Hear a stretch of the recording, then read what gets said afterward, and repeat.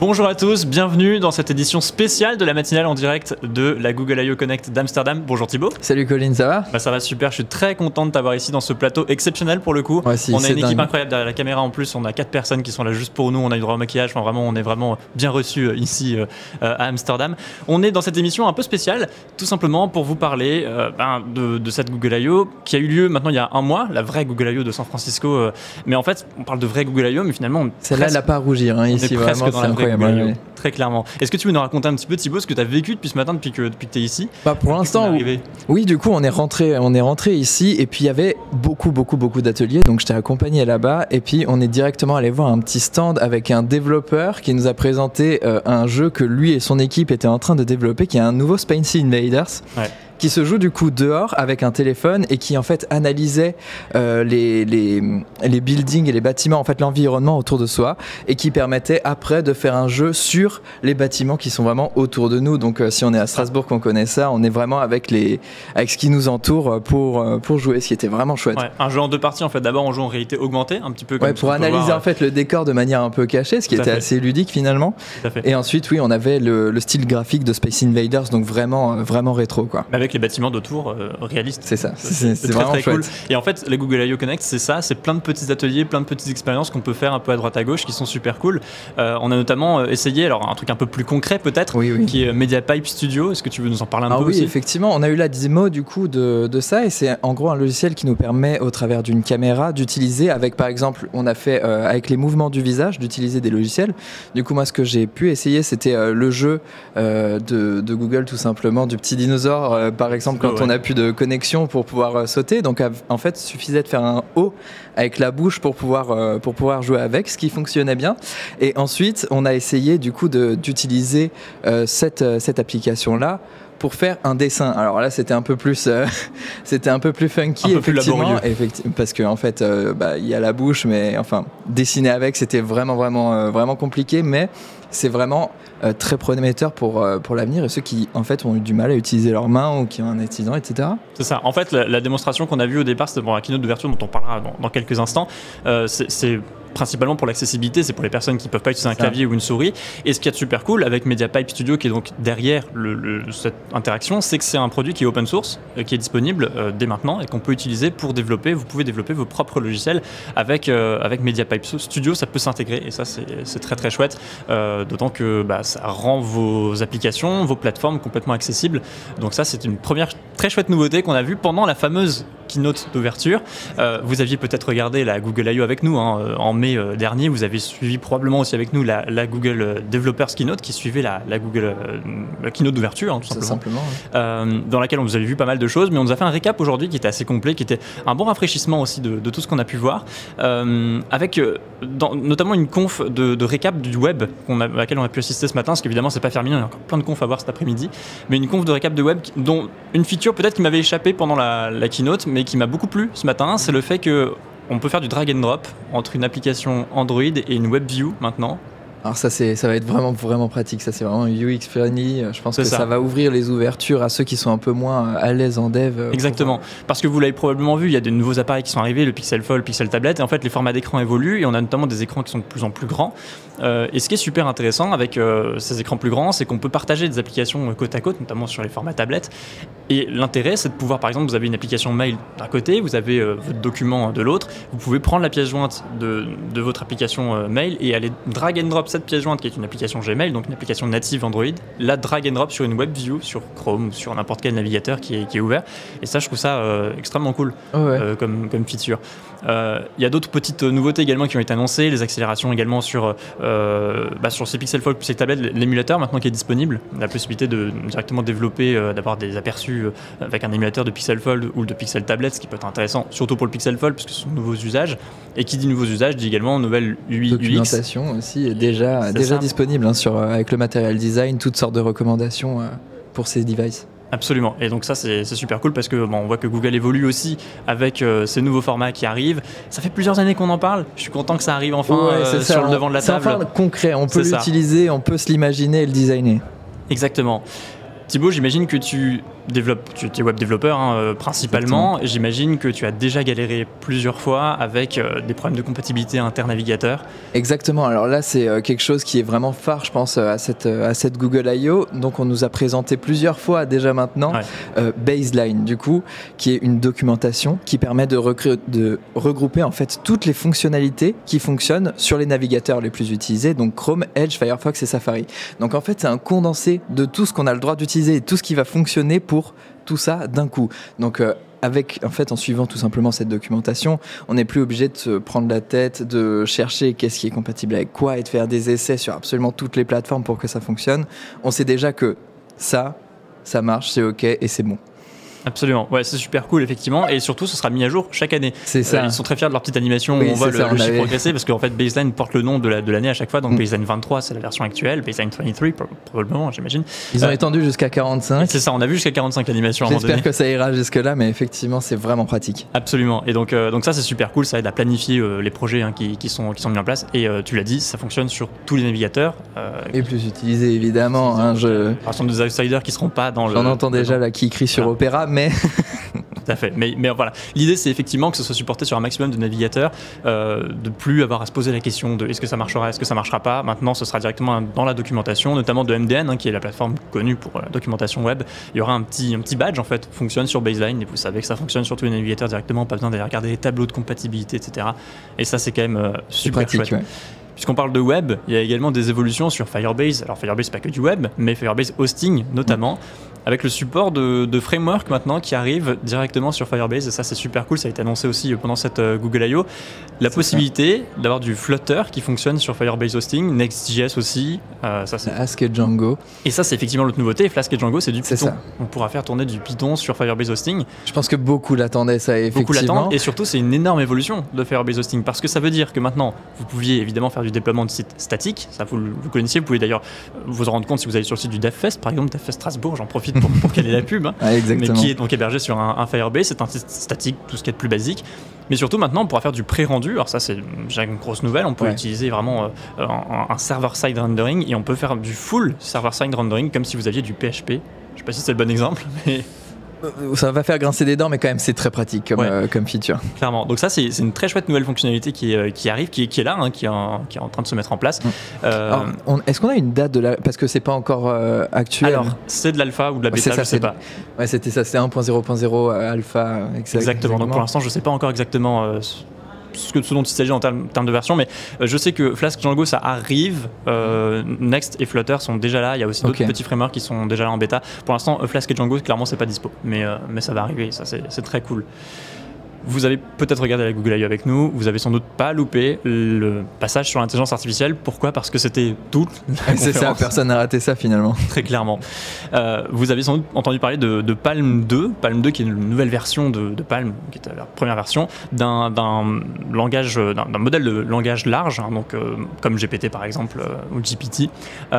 L'idée c'est que Palm 2, ça fait déjà fonctionner pas mal de logiciels que vous utilisez déjà aujourd'hui. Peut-être que vous utilisez Gmail, vous utilisez Google Docs, qui complète vos phrases, Google Translate aussi, voilà, plein de produits Google qui utilisent déjà sans qu'on le sache cette fonctionnalité, enfin ce nouveau modèle de langage Palm 2. Ce langage, il a été présenté plus en détail pendant la Google I.O. Il excelle dans 4 domaines. Je sais pas si Thibaut, tu veux nous préciser. Oui, alors c'est ça, ils ont fait la présentation sur des mathématiques, donc vraiment capable de résoudre des problèmes, parce qu'on en avait parlé encore dans une précédente émission, mais c'est vrai qu'on pouvait vite faire vriller ChatGPT en lui proposant des simples additions. Donc apparemment, Palm 2 excellerait dans ce domaine-là. Il serait aussi très très bon en code. Donc pareil, ça ChatGPT était déjà pas mal, mais là apparemment on passe sur un autre niveau, donc vraiment du code, traduire des langages, traduire par exemple du C en C++ ou même du C++ en Python, enfin tout ce qu'on veut, dans du raisonnement. Donc pareil, c'était aussi un point faible que GPT avait. Des fois il faisait des phrases un peu de philosophe bourré, mais du coup là c'est censé un peu être pas mal. Et du coup, comme je disais, en traduction de code, mais aussi en traduction de langue naturelle, de l'anglais, du français, de l'allemand, et du coup des traductions de langue informatique, tout simplement. Non, c'est très cool. Je pense que ça va évoluer évidemment. On a Palm 2, Palm 3 arrivera probablement par la suite. Mais ce qui est surtout très cool, c'est que donc c'est un modèle de langage, mais que vous pouvez utiliser pour, déjà vous pouvez le customiser, mais vous pouvez l'utiliser pour vos propres applications, puisqu'il y a une API qui est disponible, et en plus de l'API, et ça c'est la grosse annonce, il y a un nouvel outil qui s'appelle MakerSuite, qui permet d'accéder avec presque un WYSIWYG, donc un what you see is what you get, presque, parce qu'on parle quand même d'IA, ça reste un sujet un peu complexe, mais vous pouvez exploiter Palm API, donc Palm, avec une approche super facile, un logiciel qui est vraiment prévu pour pouvoir l'utiliser, le tuner. En fait, l'idée, c'est que vous allez pouvoir rentrer vos propres données, vous allez pouvoir rentrer vos propres contextes pour développer vos propres chatbots, par exemple, ou développer vos propres usages, votre propre chat GPT, pourquoi pas. Ça, on voit vraiment qu'ils font tout pour rendre ça très très accessible à tous et de ne pas être obligé d'être un développeur confirmé pour pouvoir commencer à utiliser Absolument. ça. Alors malheureusement, comme beaucoup de trucs dont on va parler dans ce podcast, c'est pas disponible en France pour l'instant, comme Google Bard dont on parlera pas forcément non plus énormément dans ce podcast parce que tout simplement pas disponible en France, ça ne nous concerne pas forcément pour l'instant, mais ça reste super prometteur et puis ça arrive, ça va se développer, ça va arriver dans d'autres pays. Je sais que Bard est disponible dans 180 pays, je crois, un truc comme ça. Et 90, je crois qu'ils ont dit, mais ouais, je crois que c'est vraiment énorme en tout cas. Je sais plus, mais enfin, voilà, mais pas en France. Ouais. Mais il sait parler français. Il sait parler français puisque tu parlais des capacités de Palm 2 à maîtriser les langues et à la traduction. Forcément, il sait parler français, il sait parler énormément de langues. Donc ça va arriver. Clairement, il n'est pas en reste. Si MakerSuite, ça vous intéresse pas ou si les API, ça vous fait peur, il y a encore plus facile pour utiliser Palm dans vos applications si vous utilisez Firebase. On en parlait juste avant. Firebase intègre un grand magasin d'applications, d'extensions que vous pouvez mettre en place sur vos projets. On l'utilise par exemple sur le site du DevFest Strasbourg. Qui permet de le caser comme ça, mais voilà, qui permet par exemple de gérer la fonctionnalité de mailing, la fonctionnalité d'analyse de données, des triggers de fonctions. Enfin voilà, on peut faire plein de trucs avec les extensions de Firebase. Ça c'est très chouette. Il y a une nouvelle extension, enfin plusieurs nouvelles extensions qui sont arrivées, mais une notamment dont je voudrais parler un petit peu, qui est justement celle qui permet d'intégrer Palm API dans Firebase avec un seul clic, 2 clics on va dire. C'est vraiment super facile. Vous cliquez sur installer l'application, ça va se renseigner dans votre projet. Vous avez un formulaire qui s'ouvre, vous devez renseigner les informations concernant votre projet, le contexte éventuel, la manière dont il est censé répondre, le ton, etc. Et puis ça va vous créer automatiquement dans votre Firestore, donc qui est la base de données de Firebase, ça va vous créer toutes les entrées nécessaires. Et dès que vous allez rentrer une query en fait dans Firestore, ça va générer automatiquement dans la suite de votre query une réponse que vous pouvez exploiter, et ça peut faire un chatbot, ça peut faire un outil d'autocomplétion. Vous pouvez vraiment développer un petit peu tout ce que vous voulez avec une extension. Exactement. Là, pareil, on est dans l'accessibilité à fond. Ça devient vraiment tout de plus en plus facile à mettre en place et de plus en plus automatique. Vraiment, ça vend du rêve. Ouais, c'est super cool. Et je parlais du fait qu'il y ait plein de nouvelles extensions qui arrivent. Il va y en avoir encore plus, puisque maintenant, le magasin d'applications d'extension de Firebase est ouvert. C'est-à-dire que n'importe quel développeur, quasiment, peut proposer une extension. Et on avait ce problème-là jusqu'à récemment. C'est-à-dire qu'il y avait que Mailchimp, par exemple, Twilio, qui pouvaient proposer... Il y avait quoi, 25, 30, quelque chose comme ça, des extensions. Extensions sur Firebase, c'était un peu limitant, et donc maintenant sur extension.dev, extension pluriel.dev, eh bien il est possible de publier vos propres extensions pour Firebase. La documentation est également disponible sur la plateforme, et ça c'est une super nouvelle pour vous les devs, puisque vous allez pouvoir apporter vos propres tuiles à la fonctionnalité Firebase qui est déjà super puissante mais qui va l'être encore plus, et moi je me réjouis vraiment de voir ce qui va pouvoir être construit autour de ça. De plus en plus complet, dans des cas de plus en plus précis, ça va être vraiment chouette. Et on parle de simplifier la manière de développer, la manière de coder. Thibaut, est-ce que tu veux nous parler un petit peu de StudioBot ? Ouais, StudioBot. Alors du coup, ça c'est aussi quelque chose qui va être dingue. Du coup, c'est vraiment le fait d'intégrer, donc comme ChatGPT, mais dans Studio Code. Et ça va vraiment nous aider Android tous. Studio. Dans Android Studio. Ouais. Et du coup, ça va vraiment tous nous aider, en fait, tout simplement, à développer de manière propre et de manière beaucoup plus facile dès qu'on aura un souci. Mais déjà là, on le voit de plus en plus. On utilise de moins en moins les forums comme Stack Overflow. Ouais. Là, on pourra carrément, en fait, juste dev avec notre terminal et fini quoi. C'est ça, en fait bientôt ChatGPT dans le terminal directement. Ouais, c'est ça. C'est un peu ça l'idée. Alors effectivement, StudioBot il peut permettre de générer du code, il peut trouver les ressources nécessaires pour avancer si vous êtes bloqué, si vous êtes dans une doc. C'est fiable normalement, c'est ce qui nous promet. C'est fiable, enfin la documentation pour l'instant précise qu'il y a souvent des réponses fausses. Ça c'est quand même précisé dans la documentation officielle. C'est ça, du coup en fait il faut lire les best practices de la documentation pour que justement on ait des réponses, comme je disais, fiables. Il faut vraiment être précis dans ce qu'on recherche, et ce qui est normal, c'est comme ça, c'est comme quand on développe pour un client. Absolument. Il faut des points précis quoi. Est-ce que tu veux nous dire justement quelles sont les quelques recommandations là qu'ils nous proposent sur leur documentation officielle ? Les recommandations, je les ai quelques exemples. Toutes en tête. Il y a par exemple How do I add camera support to my app using Camera X. Et donc ça c'est la version qu'il faut utiliser parce qu'on met du contexte. Par contre, How do I add camera support to my app? Ça faut être précis sur les applications qu'on veut utiliser, sur les frameworks qu'on veut utiliser, sur ce genre de modèle. Mais c'est vraiment des choses que normalement vous avez déjà en tête. Il faut juste penser à l'écrire. C'est ça. En fait, il faut vraiment mettre du contexte et la manière dont vous pensez qu'il faut apprendre à préciser à l'ordinateur. Il y a un exemple qui est super cool là, qui explique comment on insère un commentaire dans du code directement. C'est-à-dire que le StudioBot peut analyser votre code et générer un commentaire automatiquement. Faut expliquer comment ça fonctionne. C'est ça. Mais l'idée, c'est pas de mettre juste write code comments for this code parce que ça marchera probablement pas. Il faut préciser insert comments into this code, use double slashes for the comments and put each comment above the line of code it describes. Pour l'instant, il faut vraiment être très précis. C'est ça, mais on sait aussi que ça va tendre à aller vers juste write code comments. C'est juste pas pour maintenant. Ça vient d'être release. Enfin, ça va être release. Donc, alors c'est pour l'instant, c'est release. C'est dispo sur Android Studio Canary, uniquement aux US. Ok, ouais, c'est ça. Mais on l'a pas encore, nous. Donc déjà Android Studio, on connaît la stabilité. La version Canary sera vraiment pour s'amuser, je pense. Ouais, je pense, ça sera. Voilà. En tout cas, c'est une possibilité qui existe. Et puis voilà, d'autres exemples qui sont disponibles sur la documentation. Ils expliquent notamment comment avoir des step by step, expliquer concrètement comment ça marche. Et ils conseillent aussi de faire du step by step d'ailleurs pour le Android Studio Bot pour lui expliquer comment ça fonctionne. Donc en tout cas, c'est super cool parce que je ne sais pas si ça va rendre plus accessible le développement et on aura probablement l'occasion de faire des débats et on organisera peut-être des meet-up à ce sujet-là parce que je pense qu'il y a des gros sujets là-dessus. Mais en tout cas, ça permet de faciliter le développement pour les gens qui sont déjà dedans. Je pense que ça peut débloquer, ça peut éviter l'après-midi entière sur un petit bug ou sur une recherche de ressources dans les documentations. Déjà ça peut nous simplifier la vie, quoi. Ouais, donc clairement, je pense qu'on touche quelque chose de vraiment super intéressant. Très puissant, je pense. Puisqu'on parlait d'Android Studio, je propose de parler un petit peu de Wear OS, puisque c'est quand même ça touche un petit peu au sujet d'Android, puisque c'est basé sur un fork d'Android à la base. Pourquoi on parle de Wear OS? Tout simplement parce que depuis la dernière fois que Wear OS est sorti, donc la version 3.0, j'ai pas le chiffre, je voulais chercher le chiffre, j'ai pas eu le temps, mais ça fait peut-être 2 ans que 3.0 est sorti, je sais plus. Je te fais confiance, je sais plus. En tout cas, cherchez sur Google, vous aurez la réponse. Exactement. Dans tous les cas, depuis la sortie de Wear OS 3.0, il y a une nouvelle montre qui est sortie, principalement, il y a plein de nouvelles montres évidemment, attention de ne pas m'attraper le col, mais une grosse nouvelle montre, la Pixel Watch que j'ai pas aujourd'hui sur moi parce que problème de transporter le chargeur jusqu'à Amsterdam, c'était pas très pratique. Mais dans tous les cas, j'ai la Pixel Watch, vous pourrez l'avoir à l'occasion d'autres podcasts peut-être, mais dans tous les cas, donc cette montre est sortie, elle a démocratisé un petit peu plus Wear OS. Et puis, il y a surtout 5 fois plus d'appareils sur Wear OS désormais. Ça fait plaisir parce qu'on attendait ça, on attendait ce socle et cette stabilité, quoi. Ouais, ça c'est super cool. Et donc, quelques petites nouveautés, un peu faiblardes peut-être, mais en tout cas, quelques petites nouveautés.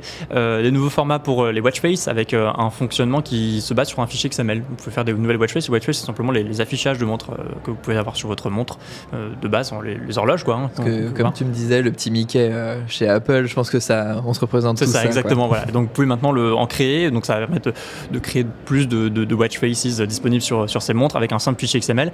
Et puis également l'animation sur les tuiles qui arrive. Et ça, c'est super cool parce que quand vous swipez entre les différents écrans, il y aura des animations, voilà. Petite nouveauté. Je te fais confiance sur le fait que c'est peut-être un peu saccadé aujourd'hui, mais ça va être sympa, effectivement. Ça va être sympa.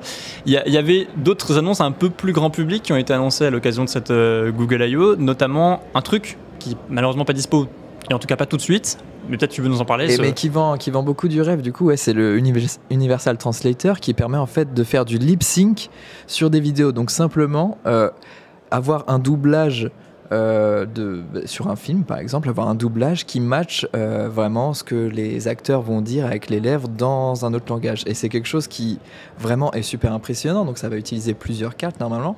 Donc le calque de la traduction, le calque de l'intonation, disons, de la voix, avec du coup un speech to text et une synchronisation, comme je disais, sur le mouvement des lèvres. Donc ces 4 choses superposées nous permettront d'avoir normalement de la traduction lip sync de film en direct. Enfin, c'est ça. Est-ce que c'est automatisé. Est-ce que c'est la fin des doubleurs des comédiens? Je pense pas. Non. Peut-être pas pour tout de suite, mais en tout cas, c'est un bel avancement sur, je pense, ce qu'on n'a pas le budget, en fait, tout simplement, dans des langues où on n'a pas le budget d'avoir des traductions, on aura au moins ça, quoi. Ouais. Donc clairement c'est super cool et puis surtout ça rend plus accessible un certain nombre de vidéos qui sont pas traduites, pas doublées, notamment sur YouTube, hein. On n'a pas forcément toujours le budget de faire des doublures, donc très chouette. Ouais. Est-ce qu'on attend pour un dernier sujet? On a encore 1 minute, donc je pense que c'est parfait, on fait ça très vite alors. Très vite. Voilà, un sujet puisqu'aujourd'hui on a fait beaucoup de photos, évidemment, on vous en enverra sur Instagram, c'est l'occasion de vous le caser, Instagram @GDG Strasbourg pour poursuivre toute notre aventure pendant cette journée. On a fait plein de photos, des bonnes mais aussi des moins bonnes. Avec beaucoup de gens, avec des poteaux au milieu parce qu'on pouvait pas effectivement trop bouger. Alors est-ce que tu n'aurais pas une solution pour ça? J'ai une solution application pour ça. Vous connaissiez la gomme magique de Google disponible sur les pixels. Il y a une nouvelle nouveauté qui a été annoncée, c'est la possibilité de déplacer des éléments sur la photo. Il y avait notamment un exemple qui avait été montré d'un enfant avec un ballon qui était un peu hors cadre, et on pouvait le remettre au centre du cadre, mettre au centre de la photo. Et ça, je trouve ça absolument incroyable. Donc voilà, on l'utilisera probablement pas à cette occasion parce que c'est pas dispo sur nos téléphones. Problème des mises à jour d'Android un peu disparate. Mais dans tous les cas, cette nouvelle fonction a été annoncée et elle est super cool. Il y a plein d'autres trucs qui ont été annoncés pendant cette Google I.O. On en verra encore plein d'autres cet après-midi. Encore plein parce alors on enregistre que 13h30. Ouais. Donc on a encore plein de trucs à voir dans l'après-midi. En tout cas, on va conclure maintenant parce qu'on n'a pas un temps illimité, mais on a été super content de vous avoir aujourd'hui dans cette tout court podcast. On espère vous retrouver à d'autres occasions sur nos autres réseaux. D'abord, évidemment, Instagram, GDG Strasbourg, sur Twitter, GDG Strasbourg, sur Facebook, GDG Strasbourg 67, sur TikTok également, et puis évidemment sur toutes les plateformes de podcasting, Spotify, Google Podcast évidemment, et puis Apple Podcast aussi. On est dispo un peu partout. Voilà, n'hésitez pas à nous suivre. On va revenir en force également à la rentrée. C'est un petit peu le seul et unique podcast de l'année, mais on revient en septembre avec plein de nouveautés qui vont être super cool. Merci Thibaut. Merci Colin. Merci à toute l'équipe de faire tout ça. Tout à fait. Thank you all the team. Thank you. Merci à tous. À très bientôt.